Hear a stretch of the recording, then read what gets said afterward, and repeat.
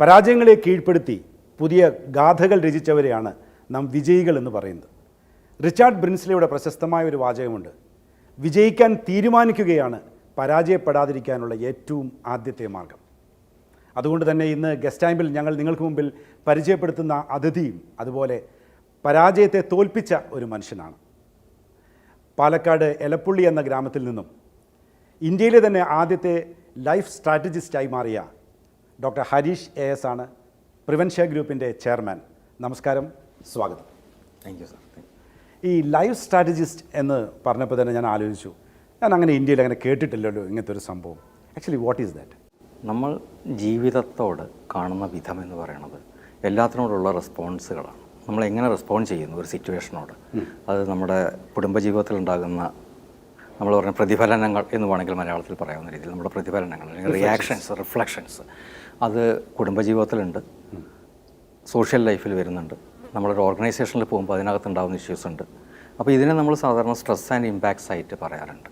അത് സൈക്കോളജിക്കൽ മാത്രമല്ല, അതിന് പല തരത്തിലുള്ള ഇമ്പാക്റ്റ് ലൈഫിൽ ഉണ്ടാക്കാൻ പല തലങ്ങളിൽ അത് ഇടപെടുന്നുണ്ട്. നമ്മുടെ എല്ലാ ഏരിയയിലും ഉണ്ട്. അത് ചിലപ്പോൾ നമ്മൾ പറയും അത് രോഗമായിട്ട് മാറി, അത് ജീവിതത്തിൽ നമ്മൾ പറയും, ഇപ്പോൾ ഡയബറ്റീസ് മാതിരിയുള്ള പല കാര്യങ്ങൾ വരുമ്പോൾ പറയും അത് ജീവിതശൈലി രോഗങ്ങൾ. അപ്പോൾ പറയും നിങ്ങൾ സ്ട്രെസ്സ് വന്നിട്ടാണ്. ഈവൺ IVFന് പോയാൽ പറയും നിങ്ങളുടെ സ്ട്രെസ്സ് കുറയ്ക്കണം. ഹാർട്ട് അറ്റാക്ക് ഉള്ള ഒരാൾ വന്നാൽ ഉടനെ ഡോക്ടർ പറയുന്ന ആദ്യത്തെ ഉപദേശം, ഇപ്പോൾ നിങ്ങളെയൊക്കെ ഞാൻ സേവ് ചെയ്തിട്ടുണ്ട്, പക്ഷേ ഇനി മുതൽ ദേഷ്യം വേണ്ട, കുറച്ചോളൂ, ഒന്ന് കൺട്രോൾ ചെയ്തോളൂ. അപ്പോൾ ഇങ്ങനെ പലതരത്തിലുള്ള ഉപദേശങ്ങൾ മുഴുവൻ തന്നെ ഇതൊക്കെ കേട്ടാൽ നമുക്ക് എന്ത് കഴിയില്ല, നമുക്ക് റെസ്പോൺസ് ഉണ്ടാവും. ഒരു കാര്യം കേട്ടാൽ സാറിൻ്റെ മുഖത്ത് സന്തോഷം വന്നില്ലെങ്കിൽ പോലും എനിക്ക് എന്തുണ്ടാവും, ഉടനെ എനിക്കൊരു ദേഷ്യം വരും, ഇല്ലെങ്കിൽ ഒരു സങ്കടം വരും. ചിരിച്ചില്ലല്ലോ, ഇന്നലെ കണ്ടപ്പോൾ കൈ കാണിച്ച ആളാണ്, ഇന്നെന്താ കൈ എല്ലാ ചെറിയ റെസ്പോൺസുകളും നമ്മുടെ ഉണ്ടാകുന്ന ഒരു റിയാക്ഷൻ ഉണ്ട്, ഒരു ഔട്ട്കം ഉണ്ട്, എൻ്റെ ഒരു ഔട്ട്പുട്ടുണ്ട്. ഇത് സൈക്കോളജിക്കൽ മാത്രമല്ല എന്ന തിരിച്ചറിവ് അതിന് പല ഏരിയകളിൽ ഘടകമുണ്ട്. ഇതിൽ നിന്നാണ് നമ്മൾ ലൈഫ് സ്ട്രാറ്റജിസ്റ്റ് ഇതിന് വേണ്ടിയിട്ടുള്ള സ്ട്രാറ്റജികൾ അല്ലെങ്കിൽ ഇതെങ്ങനെയാണ് ഇതിൻ്റെ ശാസ്ത്രം വർക്ക് ചെയ്യുന്നത് എന്നുള്ള ചോദ്യമാണ് ഇതിൻ്റെ ഉത്തരാണി വാക്ക്. ഈ ലൈഫ് സ്ട്രാറ്റജിസ്റ്റ് എന്ന് പറഞ്ഞല്ലോ, എനിക്ക് തോന്നുന്നു ഇന്ത്യയിൽ തന്നെ ഇങ്ങനെ ആദ്യത്തെ ആളാണോ? ഞാൻ വായിച്ചിടത്തോളം വേറൊരു വാക്ക് കിട്ടിയിട്ടില്ല ഇതിന് സമാനമായിട്ട്. പിന്നെ ഇങ്ങനൊരു കോൺസെപ്റ്റ് ഇന്ത്യയിൽ ഞാൻ കൊണ്ടുവന്നിട്ടുണ്ട്, വിദേശ രാജ്യത്തുണ്ട്. ഇന്ത്യയിൽ ഞാൻ ആദ്യമായിട്ടാണ് ഞാൻ കേൾക്കുന്നത്, ഞാൻ ഇതുവരെ പരിശോധിച്ചാലൊന്നും കണ്ടുകിട്ടിയില്ല. ഈ പ്രിവൻഷ്യ ഗ്രൂപ്പിന് ഒരുപാട് ഡിവിഷൻസും കാര്യങ്ങളൊക്കെ ഉണ്ട്. നമ്മുടെ ഇപ്പോൾ നമ്മൾ പറഞ്ഞ ലൈഫ് സ്ട്രാറ്റജി അതെടുക്കുകയാണെങ്കിൽ അതിന് ഏതൊക്കെ ലെവലുകളിൽ ആപ്ലിക്കേഷൻ ഉണ്ട്? ഞങ്ങൾ തുടങ്ങിയത് തന്നെ പ്രിവെൻഷൻ എന്ന വാക്കിൽ നിന്നാണ് പ്രിവൻഷ്യ വന്നത്. അപ്പോൾ ഞാനതിനെ ഒന്നും കൂടെ ഒരു വെൽനസ് അപ്രോച്ചിലേക്ക്, ഇന്നത്തെ കാലത്ത് പറയുന്ന ഒരു സ്പാ ടൈപ്പ് വെൽനസ് അല്ല, റിയലായിട്ട് അതിൽ നമ്മൾ അതാണ് ആദ്യം. അതുകൊണ്ട് ആദ്യം ഞാൻ ആ വാക്ക് വേണ്ടാന്ന് വെച്ചതാണ്. വെൽനസ് ഇവിടെ നമ്മൾ 2 പ്രൊജക്റ്റായിട്ട്, ഒരു വെൽനസ് ഇന്ത്യ പ്രൊജക്റ്റ് എന്നും ഒരു ഗ്ലോബൽ വെൽനസ് എന്നുള്ള രീതിയിൽ 2 രീതിയിൽ നമ്മളതിലൊരു കോപ്പിറൈറ്റ് ചെയ്തിട്ടുള്ളൊരു വർക്ക് അതിൽ നമ്മൾ തുടങ്ങുകയാണ് ചെയ്തത്. അപ്പോൾ അതിൽ പറയുന്ന കുറേ കോൺസെപ്റ്റുകൾ ഏതൊക്കെ രീതിയിൽ, ഫിനാൻഷ്യൽ വെൽനസ്, നമ്മുടെ പേഴ്സണലായിട്ടുള്ളത്, ഈവൺ ഇൻക്ലൂഡിങ് അതിൽ റോഡ് സൈഡ് അസിസ്റ്റൻറ്റ്, പുതിയ രീതിയിൽ എടുത്തു കഴിഞ്ഞാൽ ഡിജിറ്റൽ വെൽനസ്, ഡിജിറ്റൽ ഏരിയയിൽ നമുക്കുണ്ടാകുന്ന അഡിക്ഷൻസ് ആവാം, ഇല്ലെങ്കിൽ ഒരുപാട് സാമ്പത്തിക തിരിമറികൾ നടക്കുന്നുണ്ട് ഡിജിറ്റൽ ലോകത്ത്. അപ്പോൾ ഈ ഓൺലൈൻ ഒരുപാട്. അപ്പോൾ നമുക്ക് പഴയ വിദ്യാഭ്യാസം പോരാ, ഇന്നത്തെ കാലത്ത് കൊടുക്കേണ്ട അല്ലെങ്കിൽ നമ്മൾ ഏറ്റവും കൂടുതൽ ടെൻഷൻ ഉണ്ടാക്കുന്ന, സ്ട്രെസ് ആൻഡ് സ്ട്രെയിൻ ഉണ്ടാക്കുന്ന ഏരിയകൾ കൂടുതലാണ്. അപ്പോൾ എല്ലാ ഏരിയകളിലും വെൽനസിൻ്റെ ആവശ്യം, മെൻ്റൽ ഹെൽത്ത് ഓറിയൻറ്റഡ് വെൽനസ് എന്ന ഒരു കോൺസെപ്റ്റ് അതുകൊണ്ട് കൊണ്ടുവരികയാണ്. അതിന് ഞങ്ങൾ വെൽനസ് എന്നതിനേക്കാൾ കൂടുതൽ എനിക്ക് വെൽ ബീയിങ് ആണ് അതിലെത്തിക്കാൻ ഉദ്ദേശിക്കുന്നത്. അപ്പോൾ നമ്മൾ ഹൈജിയ എന്ന പേരിൽ അതിനെ ഒരു സെപ്പറേറ്റ് ആയിട്ട് നമ്മൾ ഒരു ഡെമോൺസ്ട്രേഷന് വേണ്ടിയിട്ടും കാര്യങ്ങളെ പഠിപ്പിക്കാനും, ആൾക്കാർ ആദ്യം ചോദിക്കുന്ന ചോദ്യം ഇതിൽ നിങ്ങൾക്ക് എവിടെ വന്നാൽ എക്സ്പീരിയൻസ് ചെയ്യാൻ പറ്റും, നിങ്ങൾ ഈ പറയുന്ന കാര്യങ്ങൾക്ക് വല്ല യാഥാർത്ഥ്യമുണ്ടോ, ഞങ്ങൾക്കിത് പഠിക്കണമെങ്കിൽ സാധിക്കുമോ എന്ന ചോദ്യങ്ങൾക്ക്, അല്ലെങ്കിൽ എവിടെ വന്നാൽ എക്സ്പീരിയൻസ് ചെയ്യാന്നുള്ളതിനാണ് ഹൈജിയ എന്ന രീതിയിൽ കേരളത്തിലേക്ക് നമ്മൾ ഡെമോൺസ്ട്രേഷൻ സെൻറ്റർ തുടങ്ങുന്നത്. ഹൈജിയ അതൊരു ഗ്രീക്ക് ഡയറ്റിയുടെ പേരാണ്, ഹൈജീനിൽ നിന്ന് ഒക്കെ അതിൽ നിന്ന് ഉത്ഭവിച്ചതാണ്. അപ്പോൾ ഹൈജിയ എന്ന പേരിൽ ഹൈജിയ സ്റ്റുഡിയോ എന്ന രീതിയിലാണ് നമ്മളിതിൻ്റെ ഡെവലപ്മെൻറ്റ്സ് കൊണ്ടുവന്നിട്ടുള്ളത്. ഈ സ്ട്രാറ്റജി കേരളത്തിൽ എവിടെയുള്ളത്? ഇപ്പോൾ പാലക്കാടാണ്. നമ്മൾ KSRTC സ്വന്തം ദേശത്തിനാണ്. ആദ്യത്തെ പരീക്ഷണം അവിടെ തന്നെ ഇരിക്കട്ടെ. അപ്പോൾ നാട്ടുകാരാകുമ്പോൾ നമ്മൾക്കൊരു കമ്മിറ്റ്മെൻ്റ് ഉണ്ട്, നാളെയും ഞങ്ങൾക്ക് മുഖത്ത് നോക്കണം. വീണ്ടും നമ്മൾ ലൈഫ് സ്ട്രാറ്റജിയിലേക്ക് വന്നു കഴിഞ്ഞിട്ടുണ്ടെങ്കിൽ നമുക്കത് കോർപ്പറേറ്റ് ലെവലിലും ഈ തെറാപ്യൂട്ടിക് ലെവലിലും ഉണ്ടല്ലോ ഇത്. അപ്പോൾ ഈ തെറാപ്യൂട്ടിക് ലെവലിലേക്ക് വരുന്നതിന് ചില ലിമിറ്റേഷൻസ് ഇല്ലേ നമ്മുടെ നാട്ടിൽ? വളരെയധികം ഉണ്ട്. കാരണം ഒന്നാമത്തെ പ്രശ്നം ഇതിൻ്റെ ഒരു കോൺസെപ്റ്റ് നമുക്ക് കമ്മ്യൂണിക്കേറ്റ് ചെയ്യുക എന്നുള്ളത്. 2 പേഷ്യൻസിനെ മനസ്സിലാക്കി കൊടുക്കുക. കാരണം എവിടെ വെച്ചാണ് ഞങ്ങൾ സ്റ്റാർട്ട് ചെയ്യേണ്ടത്? ഒന്നെങ്കിൽ പേഷ്യൻസ് ബ്ലൈൻഡായിട്ടാണ് നമ്മുടെ അടുത്തേക്ക് വരിക, ഡോക്ടറെ അടുത്ത് പോകാതിരിക്കാനാണ്. നമ്മൾ ഡോക്ടറെ ഒഴിവാക്കാനല്ല പറയുന്നത്, ഡോക്ടറെ എവിടെയാണോ നിർത്തുന്നത് അവിടെ നിന്നാണ് നമ്മുടെ റോള് തുടങ്ങുന്നത്. ഒരു സ്ട്രോക്ക് കഴിഞ്ഞു, ഇനി ത്രെട്ടൊന്നുമില്ല, ഇനി ഞങ്ങൾക്ക് ചെയ്യാനുള്ള, ഇനി നിങ്ങളാണ് കെയർ ചെയ്യേണ്ടത് എന്ന് പറയുന്ന ഭാഗത്തു നിന്നാണ് നമ്മുടെ. അപ്പോൾ അതിൽ വേണ്ടത് പിന്നെ റീഹാബിലിറ്റേഷൻ തെറാപ്പിയുടെ സൈഡാണ്. അപ്പോൾ നമ്മൾ US കാനഡയിലൊക്കെയാണ് റീഹാബിലിറ്റേഷൻ തെറാപ്പീസ് ഇമ്പോർട്ടൻറ്റ്. ഇവിടെ വരുമ്പോൾ നമുക്ക് ഡിസ്ചാർജ് ചെയ്ത് കഴിഞ്ഞാൽ നമ്മൾ വീട്ടിലേക്ക് അങ്ങ് പോകുന്ന ഒരു പരിപാടിയേ ഉള്ളൂ. ഓക്കെ. തിരിച്ച് അപ്പോൾ വേണമെങ്കിൽ സ്പീച്ച് ഇല്ലെങ്കിൽ സ്പീച്ച് തെറാപ്പിസ്റ്റ്, അല്ലെങ്കിൽ മാക്സിമം ഒരു ഫിസിയോതെറാപ്പിസ്റ്റ് വീട്ടിൽ വരും. ഒരു കോർഡിനേഷനില്ല, അത്രയും കാര്യങ്ങളോ നടക്കുന്നില്ല. പിന്നെ അതിൻ്റെ റിസൾട്ട് നമ്മൾ പ്രോപ്പറായിട്ട് മോണിറ്റർ ചെയ്യുന്നത് പിന്നീട് പറ്റുമെങ്കിൽ ഡോക്ടറെ അടുത്ത് പോകും, ഇല്ലെങ്കിൽ ആദ്യം കൊടുത്തതോടുകൂടി പിന്നെ തിരിച്ച് പോകാതാകും. അപ്പോൾ നമ്മൾ ഇതിൻ്റെ ഇടയിലുള്ള ഒരു ഗ്യാപ്പാണ് പ്രധാനമായിട്ട്. പിന്നെ ഡിമെൻഷ്യ മാതിരിയുള്ള കേസുകളിൽ നമുക്ക് ലോങ് ടൈം ഇവരുടെ ഒപ്പം നടക്കേണ്ട ഒരു ബാധ്യതയുണ്ട്. ബൈസ്റ്റാൻഡേഴ്സിന് വരെ നമുക്ക് ട്രെയിനിങ് കൊടുക്കണം, എങ്ങനെ ബിഹേവ് ചെയ്യണം, എങ്ങനെ ഇവരോട് ഇടപെടണം, ഇവരുടെ പ്രോബ്ലം എന്താണ്, അവരെയും കൂടെ നമ്മൾ പഠിപ്പിക്കേണ്ട ചില വിഷയങ്ങളുണ്ട്. അപ്പോൾ ഇതിൻ്റെ ഒബ്സർവേഷൻസാണ് ഞങ്ങൾക്ക് വലിയൊരു ബാധ്യതയായിട്ട് വരാറ്. പിന്നെ ഈ ഡോക്ടർമാരുള്ള കമ്മ്യൂണിക്കേഷനിൽ ഇവർ പോയിട്ട് ഞങ്ങളുടെ ഡോക്ടറുടെ പെർമിഷൻ ഇല്ലാതെ മരുന്ന് നിർത്തുന്ന കേസുകളൊക്കെ വരാറുണ്ട്. അപ്പോൾ നമ്മൾ ആദ്യം ഒരു ഡിക്ലറേഷനൊക്കെ വാങ്ങാറുണ്ട്, ഇപ്പോൾ നിർബന്ധമായി ഞങ്ങൾ ഇതിൽ ഇടപെടുന്നില്ല, അത് നിങ്ങളുടെ ഡോക്ടറോട് തന്നെ ചോദിക്കണം എന്ന് പറയുന്നു. ഇങ്ങനത്തെ കുറേ ബാധ്യതകൾ വരുന്നുണ്ട്. ഇപ്പോൾ ഞങ്ങളൊരു റീഹാബാണ് അതെ, ഹൈജീൻ ചെയ്യുന്ന റീഹാബിലിറ്റേഷൻ സൈഡാണ്. ഓക്കെ. അപ്പോൾ പ്രത്യേകിച്ച് ന്യൂറോ മസ്കുലർ പ്രശ്നങ്ങൾ, അങ്ങനെയുള്ള ഡിമെൻഷ്യ, പാർക്കിൻസോണിസം, പിന്നെ ഞങ്ങൾ ഒരു സെക്ഷൻ ഓട്ടിസത്തിലാണ് ഞങ്ങളൊരു സ്പെഷ്യൽ ഇത് വരുന്നിട്ടുള്ളത്. കാരണം ഓട്ടിസ്റ്റിക് കുട്ടികൾക്ക് പലപ്പോഴും കേരളത്തിലെ സാഹചര്യം എടുത്തിട്ടുണ്ടെങ്കിൽ പല നല്ല സെൻറ്റേഴ്സും ഉണ്ടെങ്കിൽ പോലും കൂടുതൽ ആളുകളിലേക്ക് അത് എത്തിയിട്ടില്ല. അപ്പോൾ അവിടെ ഏറ്റവും കൂടുതൽ വലയുന്നത് അമ്മമാരാണ്. ഫാദർമാർ സപ്പോർട്ട് ചെയ്യുന്നില്ല എന്നല്ല ഞാൻ പറഞ്ഞത്, ആരെങ്കിലും ഒരാൾ ഫാമിലിയെ മുന്നോട്ട് നയിക്കണമല്ലോ. അപ്പോൾ അമ്മമാർ പലപ്പോഴും ജോലി റിസൈൻ ചെയ്തിട്ട് ഇവരെ കൂടെ നടക്കും. അപ്പോഴാണ് അവർ പലതും പഠിക്കുന്നത്. ഈ ഓട്ടിസത്തിൻ്റെ കാര്യത്തിൽ ഹൈജീനയ്ക്ക് എന്തെങ്കിലും പ്രത്യേകമായിട്ട് ചെയ്യാൻ പറ്റുന്നതുണ്ടോ? ഹൈജീൻ ഞങ്ങളുടെ ഒരു പ്ലാൻ, ഞങ്ങൾ എയിം സെൽഫ് എന്ന് പറഞ്ഞിട്ട് പദ്ധതിയാണ് അതിൽ വേണ്ടി കൊണ്ടുവന്നിട്ടുണ്ടായിരുന്നത്. ഞങ്ങൾ മംഗലാപുരത്ത് വാമഞ്ചൂർ ഒരു മംഗൾജ്യോതി ഇൻ്റഗ്രേറ്റഡ് സ്കൂളുണ്ട്, അവിടെയാണ് ആദ്യമായിട്ട് നമ്മൾ ഈ പ്രൊജക്റ്റ് കൊണ്ടുവന്നത്. അപ്പോൾ അവിടെ ഇത് കൊണ്ടുവരുമ്പോൾ ഞങ്ങൾ മുമ്പോട്ട് വെച്ചൊരു ആശയമുണ്ട്, ഏത് ഇൻ്റർവെൻഷൻ മെത്തേഡാണോ സ്യൂട്ടബിൾ. ഞങ്ങൾ ആദ്യം ഒരു അസസ്മെൻ്റാണ് കുട്ടിയിൽ നടത്തുന്നത്. ആ കുട്ടിയിൽ ഇപ്പോഴത്തെ കണ്ടീഷനെ ഞങ്ങൾ അസസ് ചെയ്ത ശേഷം ഏത് ഇൻ്റർവെൻഷനാണോ ബെറ്റർ ആയിരിക്കുന്നത്, അതിൽ ഞങ്ങളുടേതായ രീതിയിലുള്ള മ്യൂസിക് ആൻഡ് സൗണ്ട് എനർജി മാനേജ്മെൻറ്റാണ് ഞങ്ങൾ ആദ്യം അതിന് ഇമ്പോർട്ടൻസ് കൊടുത്തത്. മൂവ്മെൻറ്റ് തെറാപ്പീസ് ഉണ്ട്, കോഗ്നേറ്റീവ് മെത്തേഡുകളെ സപ്പോർട്ട് ചെയ്യാൻ വേണ്ടിയിട്ട് എക്സ്റ്റേണൽ ആപ്ലിക്കേഷൻസ് യൂസ് ചെയ്യാറുണ്ട്, സ്റ്റിമുലേഷൻസ് കാര്യങ്ങൾ ശരിയാക്കാൻ വേണ്ടിയിട്ട്. ഇങ്ങനെയുള്ള എല്ലാ കാര്യങ്ങളും കൊണ്ടുവന്നിട്ട് ഒബ്സർവ് ചെയ്ത് ഈ കുട്ടിയിൽ ഏത് രീതിയിലുള്ള ഇൻ്റർവെൻഷൻ, ചിലപ്പോൾ ആർട്ട് തെറാപ്പി ആയിരിക്കാം. ഇപ്പോൾ ലേറ്റസ്റ്റ് ആയിട്ട് നമ്മൾ ശ്രമിച്ചുകൊണ്ടിരിക്കുന്നത് ഒരു കുട്ടിയിൽ ഒറിഗാമിയാണ്. അങ്ങനെ എന്താണോ സ്യൂട്ടബിൾ ആയിരിക്കും. ചിലപ്പോൾ അടുത്ത അസസ്മെൻറ്റിലായിരിക്കും തിരിച്ചറിയുന്നത് ഈ കുട്ടി പിന്നീട് ഡെവലപ്പ് ആവുന്നില്ല. അപ്പോൾ നമ്മൾ അതവിടെ സ്റ്റോപ്പ് ചെയ്തേ പറ്റും. ചിലത് സ്പീച്ച് തെറാപ്പി വേണ്ട ഇതുണ്ടാവും, ചിലയിടത്ത് എത്തുമ്പോൾ റിജക്റ്റ് ആവും. അപ്പോൾ നമ്മൾ അതിൻ്റെ ആശയം മനസ്സിലാക്കി. പിന്നെ ചില പേരൻസിന് ഹോമിയോപ്പതിയാണ് ഇഷ്ടം, ചിലർക്ക് ആയുർവേദമാണ് ഇഷ്ടം, ചിലർക്ക് അലോപ്പതി ഡോക്ടറോടൊപ്പം പോകാനാണ് ഇഷ്ടം. അപ്പോൾ നമ്മൾ അതിനെല്ലാം പ്രാധാന്യം, ഞങ്ങൾ അതിനോടൊന്നും ഇടപെടാറില്ല. ഏതിലാണെങ്കിലും ഞങ്ങളുടെ ഉത്തരവാദിത്തം എന്ന് പറയുന്നത് പ്രോഗ്രസ് ഒബ്സർവ് ചെയ്യുക, അവരുടെ സ്കില്ലിനെ കണ്ടുപിടിക്കുക, ആ സ്കില്ലിനനുസരിച്ചിട്ട് അതിനെ കുട്ടിയുടെ ഏതെങ്കിലും ഒരു സ്കില്ലിലേക്ക് കൊണ്ടുവരിക. അതുകൊണ്ടാണ് എയിം സെൽഫ് എന്നതിൻ്റെ ഏറ്റവും വലുത് അവനെ സെൽഫ് സഫിഷ്യൻ്റ് ആക്കാൻ ഉതകുന്ന രീതിയിലുള്ള ഒരു എയിം. അത്രേ ഞങ്ങൾക്ക് പറയാൻ പറ്റുമല്ലോ, അതിൽ ക്യൂർ അല്ല ഉള്ളത്. തെറ്റിദ്ധാരണകൾ ഉണ്ടാക്കേണ്ട ആവശ്യമൊന്നുമില്ല. എനിക്കതിനെപ്പറ്റി അങ്ങനത്തെ ഒരു ആശയമില്ല. ഈ കുട്ടിയെ പരമാവധി പേരൻസിൻ്റെ ബാധ്യതയല്ലാതാക്കുക. ആ കുട്ടിക്ക് എന്തെങ്കിലും സ്കില്ലുണ്ടെങ്കിൽ അതിലൂടെ ആ പേരൻസിനൊരു ഹാപ്പിനെസ്സും കുട്ടിക്കൊരു സ്വയം പര്യാപ്തതയും കൊടുക്കാൻ കഴിയും. ന്യൂറോ ബയോളജി അതൊക്കെ എങ്ങനെയാണ് അപ്ലൈ ചെയ്തിരിക്കുന്നത്? അതിൽ ആ ടേം തന്നെ അത്രയ്ക്ക് ഫെമിലിയർ അല്ല. പ്രാക്ടിക്കൽ സൈക്കോളജി എന്നൊരു വാക്കാണ് ഞങ്ങൾ അതിനുവേണ്ടി ഒരു കോർഡിനേഷൻ, ഒരു ഇൻ്റഗ്രേറ്റഡ് യൂസേജ് വന്നിട്ടുള്ളത്. അതിൽ 3 ഭാഗങ്ങൾ വയ്ക്കുന്നുണ്ട്. ഒന്ന് ഈ പറയുന്ന സൈക്കോ ബയോളജിയുടെ ഒരു സൈഡാണ് ഈ ന്യൂറോ സൈക്കോളജി വരുന്നത്.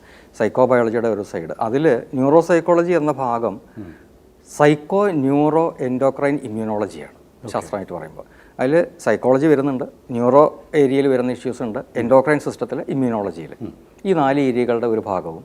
രണ്ടാമത് വയ്ക്കുന്നത് മെൻ്റൽ ടഫ്നെസ് എന്ന ഒരു ഭാഗമാണ്. മെൻ്റൽ ടഫ്നെസ് ഒരു സ്പോർട്സ് റിലേറ്റഡ് വേർഡാണ്. നമ്മൾക്കിപ്പോൾ ഏറ്റവും കൂടുതൽ അറ്റാക്കുകൾ നടക്കുന്ന കാലഘട്ടമാണ്. അത് ഡിജിറ്റൽ ഏരിയയിൽ നിന്നാണെങ്കിലും സോഷ്യൽ മീഡിയയിൽ നിന്നാണെങ്കിലും. പണ്ടൊക്കെ നാട്ടിൻപുറത്തുള്ള കുറച്ച് കുറ്റം പറച്ചിലും മുഖത്ത് നോക്കി ചീത്ത പറയലേ ഉണ്ടായിരുന്നുള്ളൂ എന്നുണ്ടെങ്കിൽ ഇപ്പോൾ നമ്മൾ ഒരു ബിസിനസ്സിലാണെങ്കിലും സൈബർ അസോൾട്ട് എല്ലാ തരത്തിലുള്ള പുതിയ വാർ ഫീൽഡുകളുണ്ട്. എങ്ങനെയാണ് ഒരു പേഴ്സൺ അല്ലെങ്കിൽ ഒരു ബിസിനസ്സിലാണെങ്കിൽ അയാളെ മറ്റ് കമ്പനികൾ തന്നെ ചിലപ്പോൾ ട്രൈ ചെയ്തു വരാം, ഇമ്മോറലൈസ് എല്ലാ തരത്തിലും അയാളെ ഡൗൺ ആക്കാനുള്ള വഴികൾ. അപ്പോൾ ശരിക്കും ഈ മെൻ്റൽ ടഫ്നെസ്സിൻ്റെ പ്രാധാന്യം അവിടെയാണ്. ഒരു കളിക്കാരൻ ഒരു ഗ്രൗണ്ടിൽ ഇറങ്ങുമ്പോൾ ഒരു ഗ്രൗണ്ട് സപ്പോർട്ടും ഇല്ലാത്തടത്ത് മുഴുവൻ എല്ലാ ആളുകളും എതിരായി ബഹളം വയ്ക്കുന്ന ഗ്രൗണ്ടിൽ ഇദ്ദേഹത്തിന് എങ്ങനെ കോൺസെൻട്രേറ്റ് ചെയ്ത് പ്ലേ ചെയ്ത് വിൻ ചെയ്യാൻ സാധിക്കുമെന്നത് ഇതിൻ്റെ ഭാഗമായിട്ട് വരുന്നതാണ് ഈ മെൻ്റൽ ടഫ്നെസ്സിൽ. അപ്പോൾ ഇത് തന്നെയാണ് മോഡേൺ കോർപ്പറേറ്റ് വേൾഡിൻ്റെ അല്ലെങ്കിൽ ബിസിനസ് വേൾഡിൻ്റെ അത്യാവശ്യമായിട്ടുള്ള ഒന്ന്. അതുകൊണ്ടാണ് ഞങ്ങൾ മെൻ്റൽ ടഫ്നെസ് എന്നുള്ള സാധ്യതയിൽ വെച്ചത്. ഈ മെൻ്റൽ ടഫ്നെസ് ഇന്നത്തെ കുട്ടികൾക്കും ആവശ്യമാണ്. കാരണം കേരളം ഇത്രയും സാക്ഷരതയിൽ മുന്നിട്ട് നിൽക്കുമ്പോഴും ആത്മഹത്യയിലും മുന്നിട്ട് നിൽക്കുകയാണ്.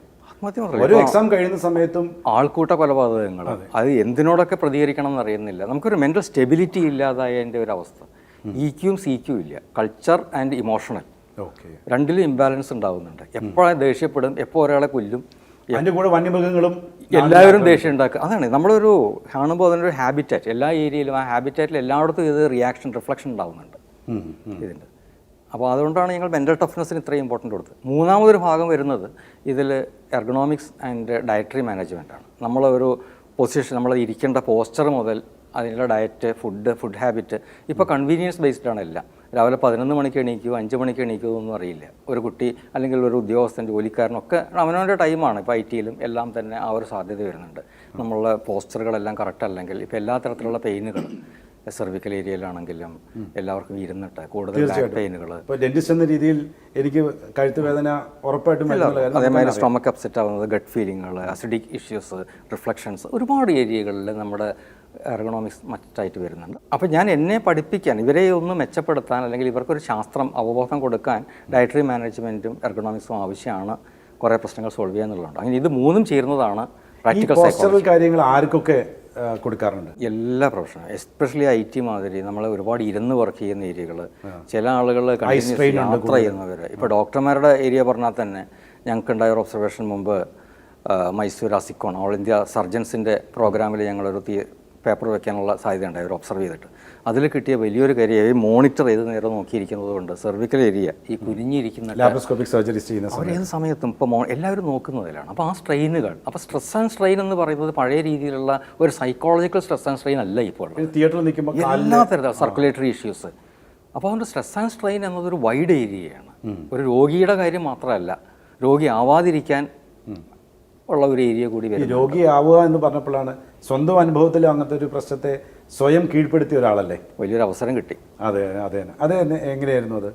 കുറച്ചു കാലം ഒരു വർഷത്തോളം ഫുള്ളായിട്ട് ബെഡ് റിഡൺ ആവേണ്ട ഒരു സാധ്യത, ഒരു ഓട്ടോ ഇമ്മ്യൂൺ ഡിസോർഡർ, അതിൻ്റെ മൾട്ടിപ്പിൾ ഏരിയയിലുള്ള അറ്റാക്ക്, നമുക്ക് മസിൽ വേസ്റ്റേജ്, കണ്ണിൻ്റെ കാഴ്ച യുവൈറ്റിസ് എന്ന് പറയുന്ന ഇഷ്യൂ മുതൽ ക്രോൺസിൻ്റെ പ്രോബ്ലം, റൊമറ്റോയ്ഡ് ആർത്രൈറ്റിസ്, ഇപ്പോഴും വിരലുകൾ ശരിയാവാത്തത്, പിന്നെ സ്കിന്നിനുണ്ടായിട്ടുള്ള ഫീലിംഗ്, എല്ലാ തരത്തിലുള്ള ഇഷ്യൂസും ഒരുപോലെ വന്നപ്പോൾ ഉണ്ടായ ഒരു പ്രശ്നം, ഒരു 1 ഇയർ കിടക്കാൻ. പിന്നെ ക്രമേണ നമുക്ക് പുറത്തുള്ള ആളുകളും ഡോക്ടർമാർ ഒരുപാട് കമ്മ്യൂണിക്കേഷൻ വരുമ്പോഴാണ് മനസ്സിലാവുന്നത്, പുറത്തെ ഒരു മനസ്സിലാക്കൽ വെച്ചിട്ട് ഇതിൻ്റെ ഒപ്പം ജീവിക്കാൻ പഠിക്കുക. അതാണ് അവർ പറഞ്ഞത്. ഇതിനെ അതിജീവിക്കണം, പക്ഷേ എന്നിട്ട് ശ്രദ്ധിക്കുകയും വേണം. ഓക്കെ. അപ്പോൾ ബെഡിൽ നിന്നും ഈ ചെയർ വരെ എത്തി. അതാണ്. അപ്പോൾ ആ ഒരു രീതി, തിരിച്ചറിവ്. ഇപ്പം ഞാൻ ഉദ്ദേശിക്കുന്നതിൽ ഞാൻ വെച്ച ഏറ്റവും വലിയൊരു പ്രൊജക്റ്റുകളിലൊന്ന്, പുതിയൊരു പ്രോഗ്രാമിൽ ഒന്നെന്ന് പറയുന്നത് ഇതിൻ്റെ ഒപ്പം ജീവിക്കാൻ, how to live with autoimmune disorder എന്നുള്ളതാണ്. അപ്പോൾ അതിനുവേണ്ടി കുറേ സ്വയം പരീക്ഷണങ്ങൾ നടത്താനുള്ള അവസരം കിട്ടി. അതുകൊണ്ട് ഒരുപാട് പേര് ഇൻസ്പയർ ചെയ്യാൻ പറ്റുമല്ലോ. എൻ്റെ തിരിച്ചുവരവ് എനിക്ക് പേഴ്സണൽ മാത്രമല്ല, എനിക്ക് ഒരുപാട് തിരിച്ചറിവുകളും കൂടെ തന്നൊരു വിഷയമായിട്ടാണ് എനിക്ക് തോന്നിയത്. ഇപ്പോൾ സ്വന്തം നിലയ്ക്ക് ഒരു ഐഡിയ എനിക്ക് കിട്ടിയിട്ടുണ്ട്, ഇതിൽ എന്ത് ചെയ്താൽ എങ്ങനെ നമുക്ക് അതിജീവിക്കാം എന്നുള്ളത്. ഈ കോർപ്പറേറ്റ് ലെവലിൽ എന്തൊക്കെയാണ് ചെയ്യുന്നത്? ഞാനിതിനെ ഒരു പ്രധാനമായിട്ട് ഇവിടെ ഇല്ലാത്ത 2-3 കോൺസെപ്റ്റ്, വലിയ കോർപ്പറേറ്റിന് പറ്റുന്ന രീതിയിലുള്ളതെന്ന് ചിന്തിക്കാമെങ്കിലും നമുക്ക് ആവശ്യമുള്ള ഒരെണ്ണം ഒരു സൈക്കോബയോളജിക്കൽ ഓഡിറ്റ് എന്ന് പറയുന്ന ഒരു ഭാഗമാണ്. ഈ ഓഡിറ്റ് ഇൻറ്റേർണൽ ആൻഡ് എക്സ്റ്റേണൽ 2 തരത്തിലുള്ള ഓഡിറ്റ്. അപ്പോൾ നമ്മളെല്ലാം കൊടുത്ത ശേഷം, ഫിനാൻഷ്യൽ ഓഡിറ്റ് അല്ല, സൈക്കോബയോളജിക്കൽ ഓഡിറ്റാണ്. എൻ്റെ ടോപ്പിക്കേ സൈക്കോബയോളജിയാണ്. നമ്മൾ ഓഡിറ്റിൽ പറയുന്നത് എല്ലാം കമ്പനി പ്രൊവൈഡ് ചെയ്തു, എല്ലാ ഫെസിലിറ്റിയും കൊടുത്തു, മോഡേൺ ടെക്നോളജി കൊടുത്തു, നല്ല മാർക്കറ്റിംഗ് ടീമിനെ ഉണ്ടാക്കി, അവർക്ക് വേണ്ട ട്രെയിനിങ് പ്രൊവൈഡ് ചെയ്തു, എല്ലാം പ്രൊവൈഡ് ചെയ്ത് കഴിഞ്ഞിട്ടും വേണ്ട രീതിയിലുള്ള ഒരു റിസൾട്ട് കാണുന്നില്ല. പ്രൊഡക്ഷന് എത്തുന്നില്ല, അവർ ഉദ്ദേശിച്ച ബെഞ്ച് മാർക്ക് കിട്ടുന്നില്ല. അപ്പോൾ ഇവർക്ക് ഒന്നുകിൽ നമ്മൾ സാധാരണ ഇവിടെ ചെയ്യുന്ന ഒരു ഇൻറ്റേർണൽ ടീമിനെ വെച്ച് ചെയ്യിക്കാം, പക്ഷേ ഒരു അഡ്ജസ്റ്റ്മെൻറ്റിനുള്ള സാധ്യതയാണ്. ഒരു പ്രൊഫഷണൽ അപ്രോച്ച് വരുമ്പോൾ നമ്മളിതിനെ 2 രീതിയിൽ നോക്കിക്കാണും. അകത്തുണ്ടായ എന്തെങ്കിലും മാനേജ്മെൻറ്റ് ഇഷ്യൂസ്, HR-ൻ്റെ ഉള്ളിലുണ്ടായ കമ്മ്യൂണിക്കേഷൻ എറേഴ്സ്, ടീമിനകത്തുണ്ടായ വർക്ക് ഇഷ്യൂസ്, പിന്നെ ഇവർ എടുത്ത ബ്രാൻഡ് ജനങ്ങളിലേക്ക് എത്തിക്കാൻ കഴിയാതെ വരിക, പ്രോപ്പറായിട്ട് അവരുടെ മൈൻഡിലേക്ക് ഇത് എത്താതെ വരിക, ബ്രാൻഡ് ശരിക്കും ഡെലിവറി ചെയ്യപ്പെടാൻ സാധിക്കാത്ത ഒരവസ്ഥ ഉണ്ടാവുക. ഇത്തരം കാര്യങ്ങളെപ്പറ്റി പ്രോപ്പറായി സ്റ്റഡി ചെയ്ത് ഏത് ഏരിയയിൽ എവിടെയാണ് മിസ്റ്റേക്ക് ഉണ്ടായത്, ഏത് തിരുത്തിയാൽ നിങ്ങളുടെ സാമ്പത്തിക പ്രശ്നം പരിഹരിക്കാമെന്ന പ്രാക്ടിക്കൽ സൊല്യൂഷൻ കൊടുക്കുന്നതാണ് സൈക്കോബയോളജിക്കൽ ഓഡിറ്റ് എന്ന വെർഷൻ വരുന്നത്. ഇതാണ് ഞങ്ങളുടെ ഏറ്റവും ഒരെണ്ണം പ്രധാനമായിട്ട് വരുന്നത്. ഇതൊക്കെ വിദേശ രാജ്യങ്ങളിലെ കൂടുതൽ കേട്ടിട്ടുള്ളൂ. ഇന്ത്യയിലും ഇപ്പം ഇത്തരം ടീമുകളും റിസർച്ചും കാര്യങ്ങളൊക്കെ ഉണ്ടെന്ന് അറിയുന്നത് തന്നെ നമ്മൾക്കുണ്ട്. നമ്മൾ ഇപ്പോഴും ഈ ന്യൂസ് പേപ്പറുകളിൽ പോലും നമുക്ക് വായിക്കാൻ അവർ ഫോണ്ട് സെപ്പറേറ്റ് സെലക്ട് ചെയ്യുന്നതാണ്. ഇപ്പോൾ ഒരു മാതൃഭൂമിയാണെങ്കിലും മനോരമയാണെങ്കിലും കൗമുദിയാണെങ്കിലും എല്ലാവർക്കും അവനവൻ്റെ ഫോണ്ടാണ്. ഈ ഫോണ്ട് വായിച്ച് ശീലിച്ചവൻ അടുത്ത ഒരു ഫോണ്ട് വായിച്ച് ഇഷ്ടപ്പെടില്ല. ഇതേ ന്യൂസ് അടുത്ത ന്യൂസ് പേപ്പറിൽ വായിക്കുമ്പോൾ ഒരു ചാരിതാർത്ഥ്യമില്ല. ഓക്കെ. ഒരു സുഖം തോന്നില്ല. ഇതിനൊരു ന്യൂറോ അഡിക്ഷൻ ഉണ്ട്. പക്ഷേ ഇതൊന്നും ആരും സയൻറ്റിഫിക് ആയിട്ടല്ല, ഒരാളുടെ സ്കില്ല് കൊണ്ട് സംഭവിച്ചതാണ്. ഇതൊരു ശാസ്ത്രമാണ് എന്ന തിരിച്ചറിവും ഇത് മറ്റുള്ളവർക്ക് പറഞ്ഞു കൊടുക്കാമെന്ന അറിവും ഇതെങ്ങനെ ശാസ്ത്രീയമായി റീഓർഗനൈസ് ചെയ്യാം. കാരണം കാലത്തിനനുസരിച്ച് മാറ്റം വരും. പണ്ട് വായിച്ചിരുന്ന ന്യൂസ് പേപ്പറുകളല്ല ഇപ്പോൾ ഓൺലൈനിൽ വായിക്കുന്നത്. ഇപ്പോൾ ഓഡിയോ വിഷ്വൽ കാലഘട്ടമാണ്. നേരിട്ട് നമ്മുടെ സെൻസസിലേക്ക് വരികയാണ്. ബുക്സ് പോലും ഇപ്പം ഓഡിയോ വിഷ്വലാണ്. അപ്പം നമ്മളെല്ലാം ചേഞ്ച് ചെയ്തുകൊണ്ട് ഇതിനെ കാണുന്നൊരു വിധം, അതാണ് അടുത്ത സാധനം. ബ്രാൻഡിങ്ങിലാണ് അതുകൊണ്ട് ഇതിൻ്റെ ഇമ്പോർട്ടൻ്റ് ആയിട്ടുള്ളൊരു ഭാഗം വരുന്നത്. അതിൽ സോണിക് ബ്രാൻഡിങ് ഉണ്ട്. ഒരു ശബ്ദം കേൾക്കുമ്പോൾ നമ്മുടെ ഏറ്റവും സിമ്പിൾ, ഇതൊക്കെ പണ്ടേ ഇവിടെ ഉള്ള കാര്യമാണ് ഞാൻ ഈ പറയുന്നത്. പക്ഷേ ഇതിനെ ഒരു പ്രൊഫഷണലായിട്ട് ശാസ്ത്രീയമായി ഡെവലപ്പ് ചെയ്ത് കൊണ്ടുവരിക. കാരണം ഇപ്പോൾ മാർക്കറ്റ് എന്ന് പറയുന്നത് ഗ്ലോബൽ മാർക്കറ്റാണ്. പണ്ടത്തെ ഒരു വില്ലേജിൻ്റെ സ്ഥിതിയല്ല. അപ്പം നമ്മളൊരു പരസ്യം ഇറക്കുമ്പോൾ മറ്റൊരാളെ ആകർഷിച്ചാൽ മാത്രം പോരാ, മറ്റൊരു രാജ്യത്തെ വെട്ടിപ്പിടിക്കുകയോടെ വേണം. ഒരു സ്ട്രാറ്റജിക് വാർ നടക്കുന്നുണ്ട്. ഒരു മാർക്കറ്റ് ഇൻവേഷൻസ് ഉണ്ട്. നമ്മൾ അഡിക്റ്റ് ആക്കുക, അയാളെ പോയിട്ട് അഡിക്റ്റ് ചെയ്യുകയാണ്. I don't know it's ethical or unethical, പക്ഷേ അത് അഡിക്റ്റ് ചെയ്യുന്ന ഒരു സിറ്റുവേഷൻ ഫോം ആവുന്നുണ്ട്. ഈ സ്ട്രാറ്റജീസ് റെഡിയാക്കി കൊടുക്കുന്നു എന്നുള്ളതാണ് അങ്ങയുടെ ഗ്രൂപ്പ് ചെയ്യുന്നത്. അതെ, സ്ട്രാറ്റജി കോർപ്പറേറ്റ്സിന് വേണ്ടി സ്ട്രാറ്റജീസ്, അതിൽ വേണ്ട സ്ട്രാറ്റജിക് ഡെവലപ്മെൻറ്റുകൾ, അതിന് വേണ്ട ട്രെയിനിങ്. അപ്പോൾ കുട്ടികൾക്ക് നമുക്ക് ലൈവ് പ്രൊജക്റ്റുകൾ കൊടുക്കാൻ കഴിയും. ഇവർക്കൊക്കെ വേണ്ടി പഠിക്കാനുള്ള അവസരങ്ങൾ കിട്ടുമ്പോൾ സർവേസ് ഒക്കെ ചെയ്യാറുണ്ടോ? സർവേസ് ചെയ്യാറുണ്ട്. നമ്മൾ ഇപ്പോൾ ഗ്രൂപ്പ് അപ്പോൾ നമ്മൾ തുൾജാപൂർ ടിസ്സുമായിട്ട് ചേർന്നിട്ട് അവിടുത്തെ കർഷക ആത്മഹത്യകളെ പറ്റിയിട്ടുള്ള സർവേ, സൂയിസൈഡ് എന്തുകൊണ്ടുണ്ടാകുന്നു, അത്തരം കാര്യങ്ങൾ, അങ്ങനെയുള്ള കാര്യങ്ങളിൽ നമ്മൾ ചെയ്യാറുണ്ട്. കാര്യങ്ങൾ അവരുടെ ഒരു സിറ്റുവേഷൻ അസസ്മെൻറ്റിൻ്റെ ഭാഗമായിട്ട് നമ്മൾ ചെയ്യാറുണ്ട്. ഓക്കെ. ഇതിൽ സ്റ്റുഡൻസിന് കിട്ടുന്ന വലിയൊരു ഗുണം എന്താണെന്ന് വെച്ചാൽ, വെറും ഒരു എക്സ്പീരിയൻസ് സർട്ടിഫിക്കറ്റ് എഴുതി ഒപ്പിട്ട് വാങ്ങുന്നതിന് പകരം വളരെ ലൈവായിട്ടുള്ള ഒരു എക്സ്പീരിയൻസ് സർട്ടിഫിക്കറ്റ്, അവർക്ക് ലൈവ് പ്രൊജക്റ്റ് ചെയ്തിട്ടുള്ള എക്സ്പീരിയൻസ് സർട്ടിഫിക്കറ്റ്. ഇപ്പോൾ ഒരു കോർപ്പറേറ്റിൻ്റെ ബ്രാൻഡിങ് പ്രേക്ഷകരിലേക്ക് എത്തുന്ന അല്ലെങ്കിൽ കസ്റ്റമറിലേക്ക് എത്തുന്ന പല കാര്യങ്ങളിലും ഈ റിസർച്ചിന് സഹായിക്കാൻ പറ്റും. ഇവരുടെ അഡ്മിനിസ്ട്രേഷനിൽ എന്തൊക്കെ കോൺട്രിബ്യൂഷൻ കൊടുക്കാൻ പറ്റും? ഏറ്റവും വലുത് റെസിലിയൻസ് ആണ്. നമ്മൾ ഉദ്ദേശിക്കുന്നത് ഈ സ്ട്രാറ്റജിക് മാനേജ്മെൻറ്റിൽ ഏറ്റവും വേണ്ട കാര്യം, ഒരാൾ അഡ്മിനിസ്ട്രേഷൻ ലെവലിലേക്ക് അല്ലെങ്കിൽ ഗവേണൻസിലെത്തുമ്പോൾ അദ്ദേഹത്തിന് മറ്റു കാര്യങ്ങളെ ഉൾക്കൊള്ളാനുള്ള കഴിവ് ധാരാളമായിട്ടുണ്ടാവണം. എല്ലാ ടോപ്പ് മാനേജ്മെൻറ്റ് അത് ഇതിൽ മാത്രമല്ല, നമ്മൾ സിഒക്ക് മാത്രമല്ല, അഡ്മിനിസ്ട്രേഷൻ, ഞാൻ പറയുന്നത് ഗവൺമെൻറ് ലെവലിൽ പോലും. കാരണം ഞാൻ ചെയ്യുന്ന ഒരു പ്രൊജക്റ്റ് ഞാനിപ്പോൾ ചെയ്തുകൊണ്ടിരിക്കുന്നത് പഴയ ചാണക്യൻ്റെ അർത്ഥശാസ്ത്രം ബേസ് ചെയ്തുകൊണ്ട് ഒരു പഴയ ബുക്കായിട്ട് നമുക്ക് പറയാമെങ്കിലും അതിൽ 2-3 രാജ്യങ്ങളുടെ ഇൻവോൾവ്മെൻ്റ് ഉണ്ട്. കാരണം അത് ഒരു യൂണിവേഴ്സിറ്റി, പഴയ നമ്മുടെ നളന്ദ തക്ഷശില, നളന്ദയുടെ കാലഘട്ടത്തിലുള്ളതാണ്. അതിൽ ഗ്രീക്ക് കോൺട്രിബ്യൂഷൻ ഉണ്ട്, പേർഷ്യൻ കോൺട്രിബ്യൂഷൻ ഉണ്ട്, ചൈനീസ് കോൺട്രിബ്യൂഷൻ ഉണ്ട്. ഇന്ത്യയുടെ മാത്രമല്ല, അന്ന് യൂണിവേഴ്സിറ്റിയിൽ പഠിക്കാൻ വന്നിരുന്ന പല രാജ്യങ്ങളുടെ അവരുടെ വൈസ്-ചാൻസലറായിരുന്നതാണ്. അപ്പോൾ പല രാജ്യങ്ങളുടെ ഗവേണൻസ് ആയിട്ടുള്ള അഡ്മിനിസ്ട്രേഷൻ സ്ട്രാറ്റജീസ് അതിൽ ഇൻക്ലൂഡ് ചെയ്യുന്നത്. അപ്പോൾ അത് മോഡേൺ സ്ട്രാറ്റജി ആയിട്ട് വരുമ്പോൾ ഇന്നത്തെ കാലഘട്ടത്തിന് ടെക്നിക്കൽ ഡെവലപ്മെൻറ്റ് ഉണ്ടായിട്ടുണ്ട്, ഇൻഡസ്ട്രിയൽ ഗ്രോത്ത് ഉണ്ടായിട്ടുണ്ട്.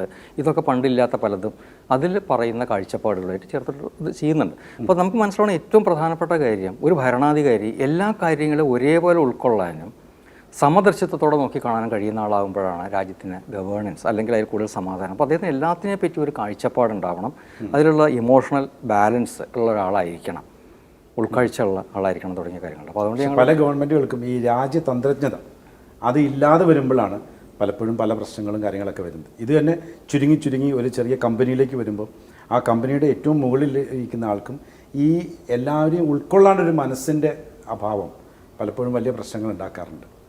സ്ട്രാറ്റജീസ്, ഇതിൽ സ്ട്രാറ്റജിക് പ്ലാനിങ്ങിന് എന്തെങ്കിലും കോൺട്രിബ്യൂട്ട് ചെയ്യാൻ പറ്റുമോ?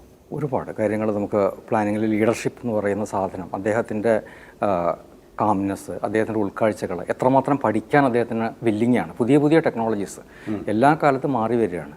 ഇപ്പോൾ ടാറ്റിക്സ് മാത്രമേ ഉള്ളൂ, സ്ട്രാറ്റജിയെ ബേസ് ചെയ്തിട്ടല്ല ടാറ്റിക്സിനെ ബേസ് ചെയ്ത് സ്ട്രാറ്റജി ഉണ്ടാക്കുന്ന ഒരു സിറ്റുവേഷനാണുള്ളത്. ഇപ്പോൾ എനിക്ക് ഇന്നത്തെ ഭരണാധികാരിയെ പ്രീതിപ്പെടുത്തണമെങ്കിൽ അതിന് വേണ്ട ചില ടാറ്റിക്സാണ് ഞാൻ ഉൾക്കൊള്ളുന്നത്. അല്ലാത്ത സ്ട്രാറ്റജി, അപ്പോൾ ആ സ്ട്രാറ്റജിക്ക് അനുസരിച്ച് ടാറ്റിക്സ് അല്ല വരുന്നത്, ടാറ്റിക്സിനനുസരിച്ച് സ്ട്രാറ്റജീസ് ഫോം ചെയ്യുന്ന ഒരു സിറ്റുവേഷൻ ഇന്നുണ്ടാകുന്നുണ്ട്. അതിലൊരു മാറ്റം ആവശ്യമാണെന്ന് തന്നെയാണ് ഞാൻ കരുതുന്നത്. ഓക്കെ. പല കോർപ്പറേറ്റ്സിന് വേണ്ടിയും സ്ട്രാറ്റജി പ്ലാൻ ചെയ്യുന്ന ആളെന്ന രീതിയിൽ എൻ്റെ ഒരു കൗതുകം ഞാൻ പറയാം. പല കമ്പനികളും അവരുടെ അടുത്ത ജനറേഷനെ ഏറ്റവും താഴെയുള്ള ജോലി ചെയ്യിപ്പിച്ചിട്ട് മുകളിലെ ലെവലിൽ വരെ കൊണ്ടുവരാറുണ്ട്. അതൊരു പ്ലാനിങ് ആണ്.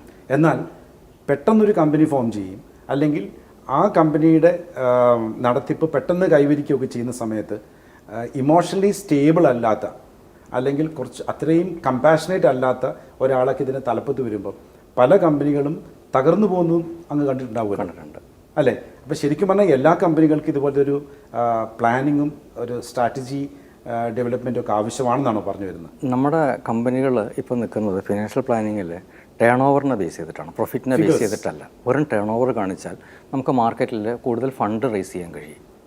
നെക്സ്റ്റ് ജനറേഷന് ഇത് പോകുന്നുണ്ടോ, ഈ ഫാക്ടറിക്ക് എക്സിസ്റ്റൻസ് ഉണ്ടോ, അല്ലെങ്കിൽ ഈ കോർപ്പറേറ്റ് കമ്പനിക്ക് എക്സിസ്റ്റൻസ് ഉണ്ടോ ചോദിച്ചാൽ അതിനെ പറ്റി ഒരു ബോധേടല്ല. ഫാസ്റ്റ് ഫുഡ് ടെക്നോളജിയിൽ നമ്മളിപ്പോൾ ചിന്തിക്കുന്നത് അതേ രീതിയിലാണ്. പെട്ടെന്ന് പണക്കാരനാകുക, അത് നിലനിൽക്കുന്നുണ്ടോ ഇല്ലേ എന്നുള്ള സെക്കൻഡറിയാണ്. ഓക്കെ, കേരളത്തിൽ ഇന്നത്തെ സാഹചര്യത്തിൽ എന്തെങ്കിലും ഒന്ന് സജസ്റ്റ് ചെയ്യാനുണ്ടോ? കേരളത്തിൻ്റെ സാഹചര്യം എന്താണെന്ന് ചോദിച്ചു കഴിഞ്ഞാൽ നമ്മൾ എഡ്യൂക്കേറ്റഡ് ആണ്, വെൽ എഡ്യൂക്കേറ്റഡ് ആണ്. പക്ഷേ പ്രശ്നം എന്താ വെച്ചാൽ നമുക്ക് എഡ്യൂക്കേഷൻ എങ്ങനെ ഉപയോഗിക്കണം എന്നുള്ള ചില പ്രശ്നങ്ങൾ നമുക്ക് വല്ലാതെ കാണുന്നുണ്ട്. കാരണം ഇപ്പോൾ ഏറ്റവും കൂടുതൽ പ്രശ്നങ്ങളിൽ പെടുന്നവരൊക്കെ തന്നെ എഡ്യൂക്കേറ്റഡ് ആയിട്ടുള്ള ആൾക്കാരാണ്, ആരും അൺഎഡ്യൂക്കേറ്റഡ് ആയിട്ടുള്ള ആളുകളല്ല. അതിൽ അന്ധവിശ്വാസം എന്ന് പറയണോ അതോ ഞങ്ങളുടെ സൈക്കോബയോളജിയുടെ സൈഡിൽ നിന്ന് മാത്രം പറയുകയാണെങ്കിൽ ഞാൻ നോക്കിയാൽ നമുക്ക് മെൻ്റലി നമ്മൾ ഒട്ടും സ്റ്റേബിളല്ല. ഭയങ്കരമായിട്ട് പെട്ടെന്ന് ദേഷ്യം വരും. ദേഷ്യം വരുന്ന മാത്രമല്ല, നമ്മൾ റെസ്പോണ്ട് ചെയ്യുന്ന വിധം മാറി. പണ്ട് ദേഷ്യം വന്നാൽ തെറ്റി പോവുകയുള്ളൂ. ഇപ്പം നമ്മൾ ഉടനെ ഒരാൾക്ക് കൊട്ടേഷൻ കൊടുക്കുന്ന രീതിയിലേക്ക്, അല്ലെങ്കിൽ അവരെ നമ്മൾ ഇല്ലാതാക്കുന്ന വിധത്തിലേക്കുള്ള മാറ്റങ്ങൾ, അല്ലെങ്കിൽ ദേഷ്യം തീർക്കുന്ന വിധങ്ങളുണ്ട്. ഇപ്പോൾ അടുത്ത കാലത്ത് പോലീസ് പോലും കോടതിയിൽ പറഞ്ഞൊരു കാര്യം, ഞങ്ങളുടെ ആൾക്കാർക്ക് ഫ്രസ്ട്രേഷൻ കൂടുതലാണ്, അതുകൊണ്ടാണ് അവർ മോശമായിട്ട് പെരുമാറുന്നതാണ്. അത് നമുക്കൊരു സൊല്യൂഷനല്ല.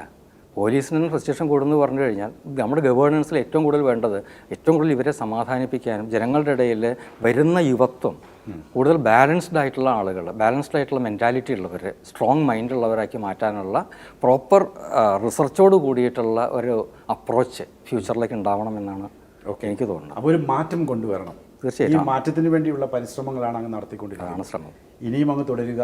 വിജയം അങ്ങയുടെ കൂടെ. Thank you so much. Robin Sharma എന്ന ഇൻഡോ ഇംഗ്ലീഷ് എഴുത്തുകാരൻ, അദ്ദേഹം മാറ്റത്തെക്കുറിച്ച് പറഞ്ഞത് ഇങ്ങനെയാണ്: മാറ്റം തുടക്കത്തിൽ ഏറെ പ്രയാസകരവും മധ്യത്തിൽ കൂടിക്കൊഴിഞ്ഞതും അവസാനം ഏറ്റവും മനോഹരവുമാണ്. അതുകൊണ്ട് തന്നെ നല്ല മാറ്റമുണ്ടാകുവാൻ സമൂഹത്തിൽ നല്ല പാറ്റേണുകൾ രൂപപ്പെടണം, നല്ല പ്ലാനിങ്ങൾ ആവശ്യമാണ്. അങ്ങനെ ഈ സമൂഹം കുറച്ചുകൂടി നല്ലതാവട്ടെ, എല്ലാവരും ശുഭമായിരിക്കട്ടെ, എല്ലാവർക്കും സന്തോഷമുണ്ടാവട്ടെ. Take care. God bless U.